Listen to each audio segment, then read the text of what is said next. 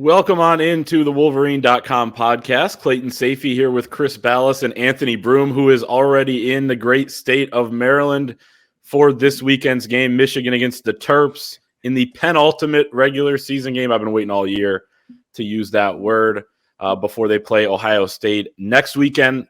We're going to talk about Jim Harbaugh's status for this game. Court hearing scheduled for Friday. We will talk about Michigan's upcoming 1,000th win. They're hoping, obviously, that comes this weekend, Jim Harbaugh or not. Preview the Terps, pick some games from around the country, get our final scores for this game as well. If you're watching on YouTube, make sure to hit the like button. If you hope Michigan beats the Buckeyes next weekend, then make sure to hit that thumbs up, subscribe to our channel, and head to thewolverine.com. We have a special offer for our YouTube and podcast viewers and listeners only. Use the promo code UM1.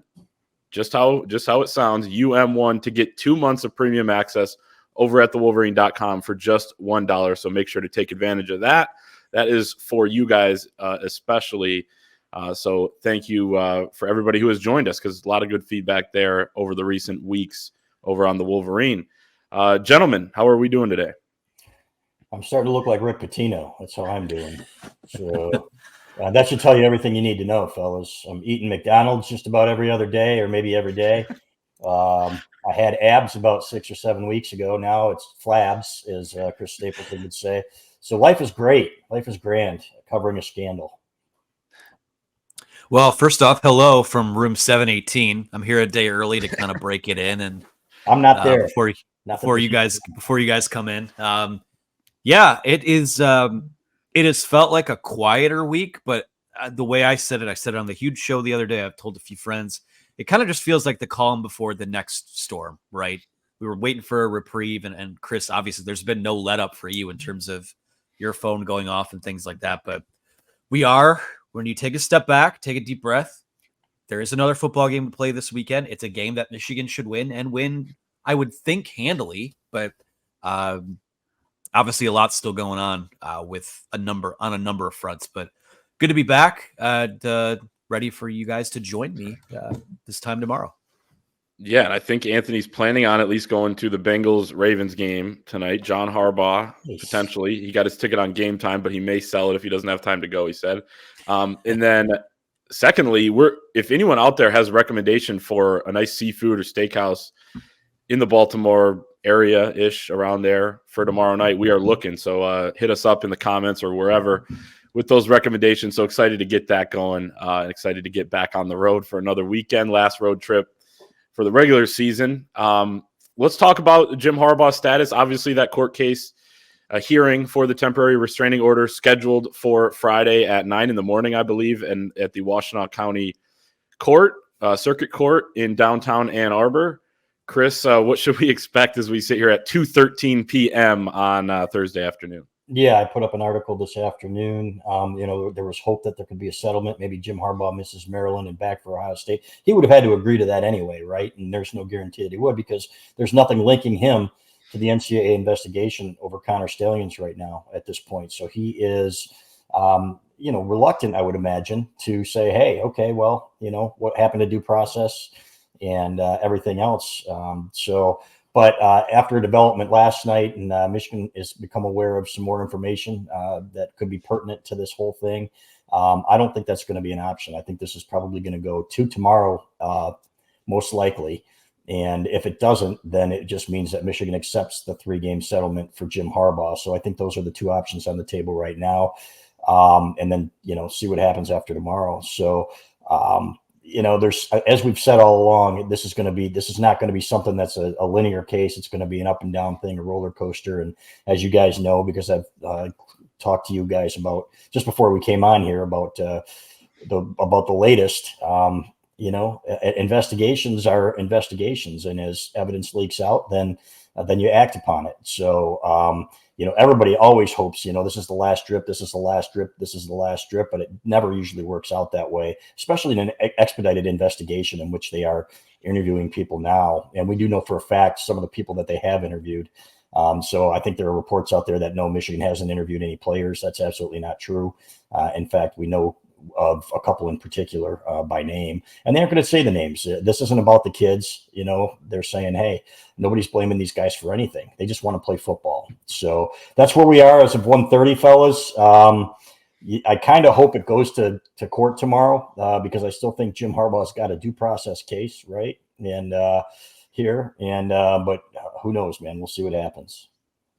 Yeah, the important thing I would say, you referenced the roller coaster here, is that sometimes that means people reporting it or people reporting things take shots about it. And again, I think that you can't get mad at the messenger for news that you don't want to hear. And there are some people, and I'm not taking shots at anyone. Everyone has their sources. Everyone has their angles to play and whatnot. But I'd just be really weary at times of people telling you what you think you might want to hear, right? Instead of what's actually happening. So again, it's going to be up. It's going to continue to be up and down. It's going to continue to be something that changes and is fluid every single day. And again, I think at least for me personally, a lot of the things I've said in terms of the process part of it being unfair, I think is true. But when it comes to who's guilty, who's culpable, who has what, you got to be careful about planting flags on stuff because you just never know. The next day, something could change in terms of what we think we know or what we've heard. So that's more or less how I feel about it right now. I just, I can't have that one track mindset because we have to cover everything that happens, but I am just ready to talk football, honestly. Amen. Yeah. So last thing on this, when it comes to this, I would think knowing Jim Harbaugh, he probably wants to just continue to go through this and, and go to court tomorrow. The options, if they do that, would be, it could take minutes for something to be granted. Seems like the Big Ten will be there to state their case. It could still actually not even be ruled on before the game on Saturday. It could be ruled on negatively for Michigan, and then they try to appeal, and then you don't know if the timing of that is going to work out for the Ohio State game. So there is still a number of options, it seems like, out there, even if they do go to this court case on Friday. Well, it's tough to argue irreparable harm too, right? Because you went out and played a game last Saturday without Jim Harbaugh. You won it. The players were focused. And again, it's anytime you have to start relying on courts, which are, I'm not going to go too deep into this realm, but courts, an extension of the government and law enforcement, nothing like that moves fast. There are expedited things that you can do to move stuff along, but it kind of just turns into the drip, drip, drip in terms of what the courts decide to do, what that next step is. So again, it's frustrating, but you just got to keep practicing patience. Yeah. Good luck with that, man. I'm getting sick of this shit. Can I say it out loud? Understandable. All right. Understandable. Yep. Sorry, fellas. Sorry, Megan and your child.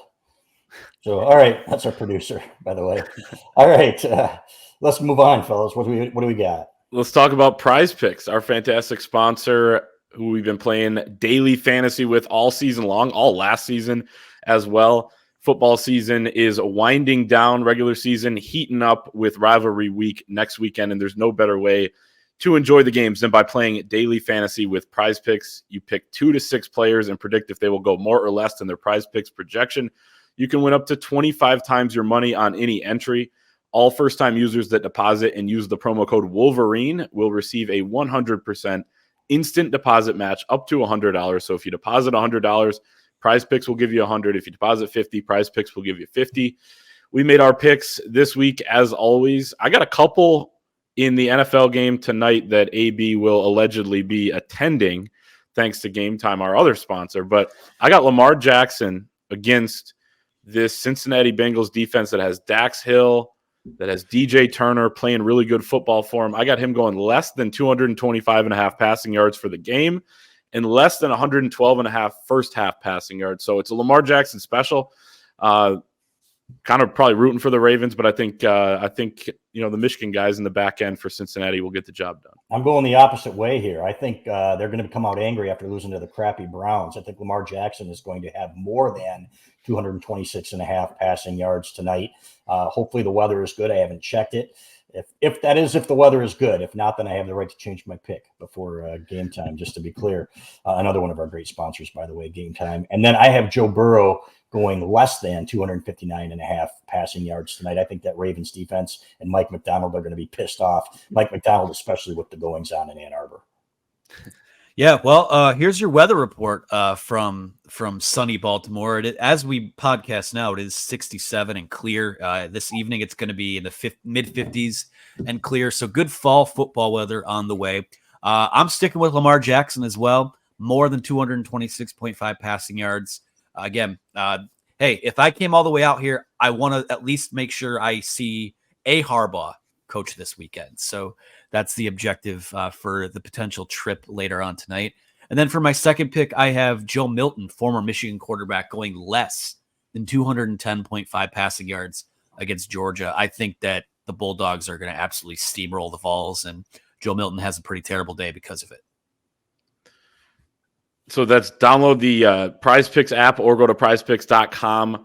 Use the promo code Wolverine for an instant deposit match up to $100. Michigan going for its 1,000th win this weekend. Michigan looking to avoid a quote-unquote trap game, which players and coaches this week have kind of pushed back against, saying that they don't really see it as that. I guess part of me is like, well, that's kind of what a trap game is you don't really see it coming. But they're well aware of the situation they're in. This was always going to be coming into the year. When you look at the schedule, it's sandwiched right there in between Penn State and Ohio State. But let's start with the 1,000th win and the situation they're in.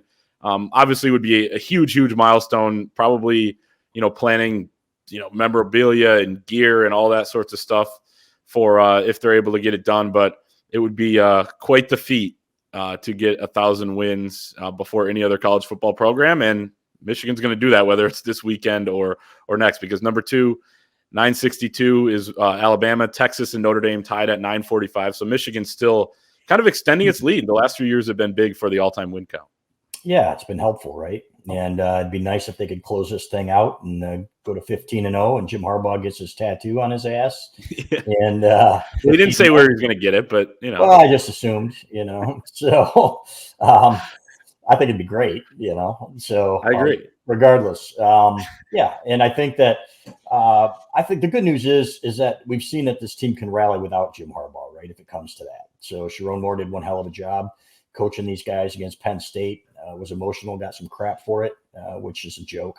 And I like the thought of him down there on the sideline. I do want to see a better game plan, not a better game plan, but a more diverse game plan. And I think they had one coming out against Penn State. They just had to go off script, and they did a great job in adjusting to it. But in my opinion, this is a game where you should be able to throw on these guys and run on them as well. So I would expect a balanced attack, maybe 225 yards of offense on both running and passing the ball at least. And against this defense, Penn State put up 51 against these guys, right, with Drew Allar. So what does that tell you? And so, and you never know which Maryland you're going to get. And yeah, it's a trap game, but I expect Michigan to win this one pretty handily.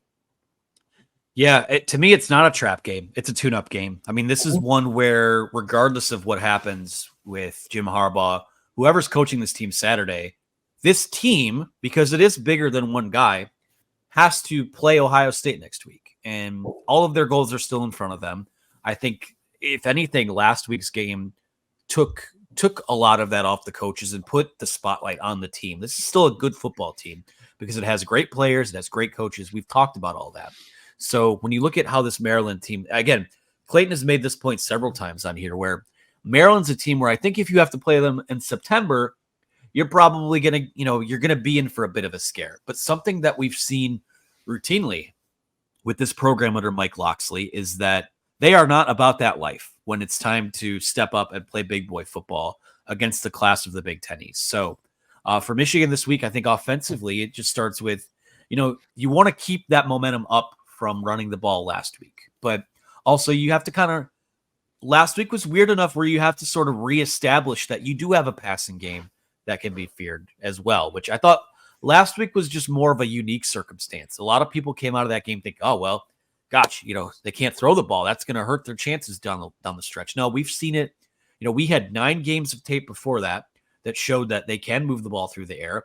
They're probably at their best still when they move the ball through the air. But if you have that other phase of the offense coming along with that offensive line, with those running backs looking like we've expected them to look all year, then this team all of a sudden, this is where it has to start looking different into this next phase of the season, the most critical phase of the season. I mean, everything is on the line over these next 3, 4, maybe as many as 5 games. So this is a big step for them in that regard. I mean, there's no looking over Maryland. This is a reestablish your dominance type of game. It's funny. The same people that were saying all year that they can't run the football are now immediately saying that they can't throw anymore. And then you see the run game get going a little bit. They obviously just kept hammering away and got a few big plays against Penn State that were absolutely massive, for how that game turned out. You bring in the extra bodies, big bodies on the offensive line. So, yeah, I mean, I think it's going to look more like what we've seen from Michigan throughout the rest of the year against Maryland. Like you said, Chris, they give up 51 points to Penn State. Drew Aller throws for 4 touchdowns. And then the next week, it's just completely different. In this Maryland defense, again, it's hard to judge a lot of the numbers that these Big Ten defenses are putting up. They rank, about average in the country at about everything, but you're not playing high-powered offenses on a week-in, week-out basis. You are a little bit more in the Big Ten East when you have to play Ohio State and Michigan, even Ohio State down in terms of their numbers, so you don't have that outlier performance on the resume as you would have, in years past. But this is not a very good Maryland defense. I think J.J. McCarthy is going to be able to get going again in this game. And something interesting, too, just when you look at the matchup as a whole, I thought Derek Moore made a great point this week talking to the media on Tuesday night, but he said, we can't show any weaknesses. We can't have any lapses or things on film that Ohio State can look at this week and look to exploit for the next week. And I thought it's a great point, because when you think about Michigan, Ohio State, with just the way the games at the end of the year, every single season, it seems like when you have a weakness, even if it's kind of bubbling under the surface and it doesn't come out all the time, the other team's able to exploit that. Like Ohio State, they're not a very physical team the last couple of years or whatever. Michigan able to expose them in 2021 and then kind of do it again late in the game in 2022. So I think it's important that Michigan plays clean in this game, plays well, and that, includes with the pass protection, which they had issues with early on against Penn State. Moving to Michigan's defense against the Maryland offense, they're facing Talia Tagovailoa for the 3rd straight year. You're facing Josh Gaddis for the first time since he's moved on after the 2021 season, goes to Miami, gets fired, now at Maryland, and that offense really struggling. I want to read this clip from George Gerbo, who covers Maryland for the Washington Times, and this is basically him explaining their offense in our article up at thewolverine.com. You can check it out, but he says, more often than not, first down is either a handoff or a screen pass. Second down is some type of shot down the field or over the middle, because it's an offense that's predicated on big plays, but has in recent weeks found those hard to come by. And after those 2 plays, you're in something like 3rd and 7 or potentially longer, and it's either a sack, an offensive line breakdown, or another screen pass where you pick up 6 yards and punt. That's what this offense has looked like the last couple of weeks. And I was laughing on the phone call with him because I saw this in 2020. You've seen it at different points, and obviously Michigan had more talent, so they were able to overcome it in some other years, and other guys had more responsibilities in 2021, like Sharon Moore. But this is kind of what that offense has become. They gutted out a win last week over Nebraska, but the Josh Gaddis offense, has not been all that good this year. Yeah, I can't wait to see it myself. So, I like this trip. I really do. Football and crab cakes, right? That's what Maryland is known for. Maybe it's just crab cakes right now. I don't know. But I always thought it was basketball and crab cakes, and then their basketball program started to suck too. So maybe, hopefully some lobster that we can afford. Maybe crab legs are more affordable out there. I don't know. I know I'm rambling here.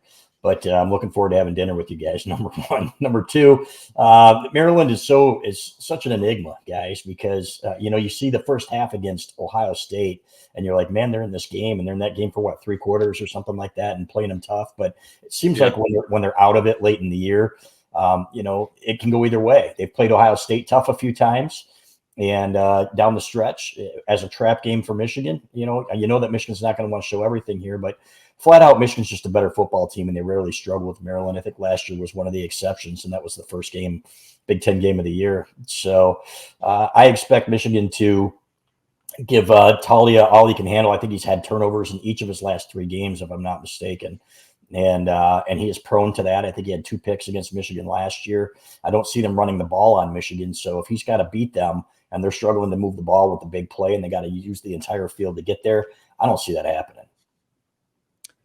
I think maybe the biggest advantage that Michigan does have in this game is the Jesse Minter versus Josh Gaddis matchup, honestly. Again, shout out to Josh Gaddis for what he helped achieve in 2021. He won the Broyles Award, but my God, you watch this Maryland offense, and it just seems like they should be better than they are, especially since Talia Tagovailoa has been in college for like 8 years now. I'm sure, I don't know if he's getting his doctorate or what the hell is going on with that, but yeah, man. I mean, you look at this matchup, they don't run the ball super well. I do think that Roman Hemby's a solid player, but this is when you look at the talent on paper, you can make the argument, and it's probably accurate, that this might be the second most talented team that they've seen so far this year. Now, a lot of that has to do with the fact that they've seen a lot of crappy teams to start the year, but this Maryland program and really this Maryland offense has never, the sum has never added up to the parts that they have. I mean, they've always had good skill players. They've had, a really good quarterback the last few years. And again, I mean, if they're able to, it's another one of those outlier games. If they're able to run the ball, if they're able to move, stay on the field on third down, then yeah, maybe they put a scare into Michigan. But I just don't see when push comes to shove where this Maryland team can attack Michigan and on their defense to kind of give them even a puncher's chance in this game. I mean, I think that Michigan will win this game up front on both sides of the ball because that's not where Maryland's talent is. Yeah, you look back to the game 2 years ago in College Park, which was in the same exact situation. Penn State, Maryland, Ohio State, Michigan schedule. A couple of years ago, they had that big third quarter where they were really moving the football, like a couple hundred yards of offense or whatever it was. And then last year, like Chris, you said, I mean, they moved the football against Michigan. I think the difference here is, one, Talia is just kind of the same player as he was, and that's, I think, the biggest disappointment for Maryland fans is that he hasn't progressed past what he was 2 years ago in his first year as kind of the full-time starter. But then secondly, the offensive line's worse. They lost 4 out of 5 starters there.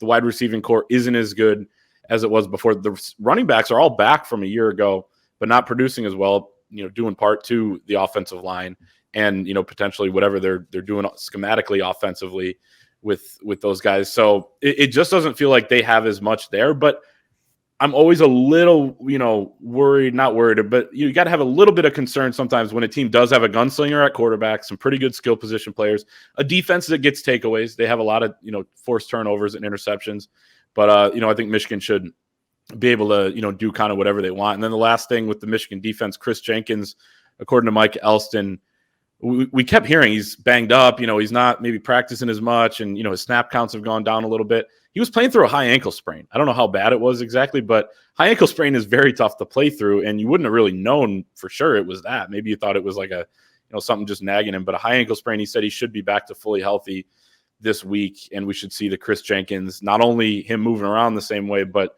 his production the way that you're used to seeing it, because it's really just not there this year, and obviously he's facing more double teams. But look out for potential Chris Jenkins down the stretch here, taking a leap up in his production.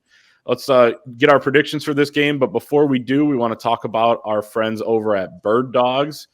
Bird Dogs make you look good. Who doesn't want to look good? Bird Dogs stretch khaki shorts are designed to fit slimmer through the thigh and leg, giving you a truly sculpted look. Bird Dog shorts do the exact same thing as Lululemon, but fit way better. They fit way better than all regular shorts that are made of a stiff, restricting cotton.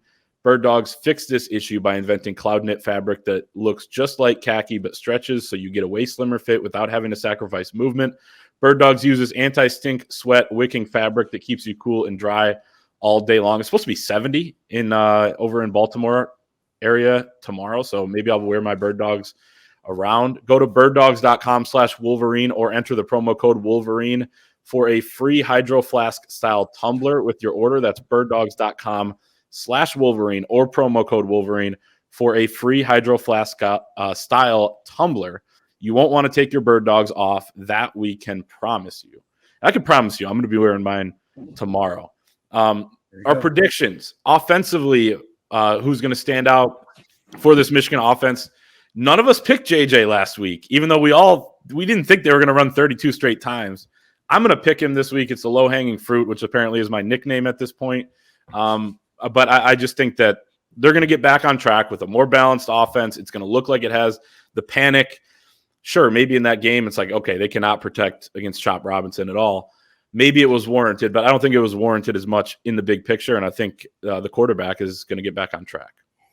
Yeah, I think so. I think J.J. McCarthy's going to have a huge game. What did Allard do against Maryland? Do we know? Yeah, I mean, I think close to 300 yards and 4 touchdowns. What does that tell you? I don't think I need to say any more here on that one. So Drew Allard looked like absolute dog crap against Michigan. And who was the clown that put him in J.J. McCarthy's category before the game? I don't recall. I don't remember either. No, Some talking head. Absolute clown show. J.J. McCarthy is so far above that. I think J.J. McCarthy's going to have a huge game on Saturday. I think he's going to throw for 3 bills and do some more damage with his feet. None of them picked us last week, so let's just make it 3 for 3 instead of the variety. I think we get a JJ, not a revenge game, but big-time JJ McCarthy performance this week. Defensively, I got Mike Barrett. I took him last week. Didn't necessarily get exactly what I was looking for there, but he had a big game a couple years ago in College Park. I just think the way they've been using him has been fantastic, and I think Mike B is going to go out with a bang in his final road game of his career. Works for me. Are we doing predictions now? Is that what we're doing? Yeah, defensive player of the game. Oh, defensive player of the game. Will Johnson. I think Will Johnson takes him to the house. How's that? Oh, wow. Sounds great to me, Chris. I'm going to go with Derek Moore, a Maryland native, I believe. I think he's from Baltimore, or went to school at St. Francis. So yep. Like to pick those local guys on the road. I think Derek Moore will have a nice game. Look for him to have a couple sacks. He said he's going to have a lot of family and friends out there this weekend. So I like that pick. Final score, I got 42-10 Michigan. I like their ability to move the football, have some big plays on this Maryland defense. Talking to George Gerbo of the Washington Times, he said that the tackling from the secondary at times is just atrocious. Arm tackles, throwing a shoulder into a guy. They're undisciplined. A lot of penalties on this team as well. I just think that Michigan's going to be able to have its way, 42-10, play clean, and move on to the game. And you got to stay healthy in this week as well. As you know. I like Georgia's scouting report. That makes me happy. So I'll go Michigan 45, Maryland 13. I just don't see them staying close in this game. I don't know why the spread is as low as it is, frankly, against this squad, unless they think they're going to come out firing. And but the weather seems to be good. I think Michigan, like he said, if they're not, I would say this: if Michigan gets off to a really good start, then I'm going to go 45-17. Otherwise, I could see something like 34-13 or something like that. But to me, this is a game that Michigan should control from start to finish, even without Jim Harbaugh, most likely. Yeah, we're all kind of dancing around the same zone right now. The staff pick I sent in this week was for 42-13, so kind of really close to what you guys had. Again, I talked earlier about this being a potential trap game. I don't think that I'll go back to a line I used last week in that if this team is who I think it is, that won't be an issue this week. So I think that they will stay locked in. I think that they have bigger goals regardless of who's coaching them. Those guys need to go out and play football. It's on the coaching staff to replace Jim Harbaugh. None of the players have to replace Jim Harbaugh if he's not out there. So they showed last week they were capable of winning a big game. They're all big games now because you have the biggest possible target on your back that anyone could possibly have at the moment. So no let up this week. Michigan 42, Maryland 13. I like what you just did. You just put it on them to make your prediction. Like if this team is who I think they are, my prediction will come true. It's on them now. It's not on you for picking the correct score. I agree with that. True. If I don't win staff picks, it's their fault. Yes. Right. Fact. We have no impact on this. But I have won the last two. So thanks, guys, for making me look good. I'm just saying. Well, I also think you just picked 3 scores there. What do you mean? Like Did you had 3 different scores. But not in stat picks, I don't. I know. Yeah. We got 2 guys hedging. I'm sticking. It's going to be 42-10 right on the dot. All right. So. 45-13. I'm not moving off my pick. It's 42-13, but we're also arguing over 3 points in each direction of either of our picks. So. Right. Exactly. All right. Well, Michigan should win comfortably if you trust what these 3 experts say. Trust us a little bit less on the next picks. No man knows the future. We'll pick 3 games. It is quite a doozy of a slate when you look at the Big Ten with some ugly matchups. Michigan State, Indiana, and Purdue Northwestern. The SEC's doing their whole thing this week where you play a team no one's ever heard of, like the Citadel, which we've only heard of them because they play these teams the second to last weekend, but they should kind of get rid of that, in my opinion. But we do have a few good games. Georgia at Tennessee is the first one.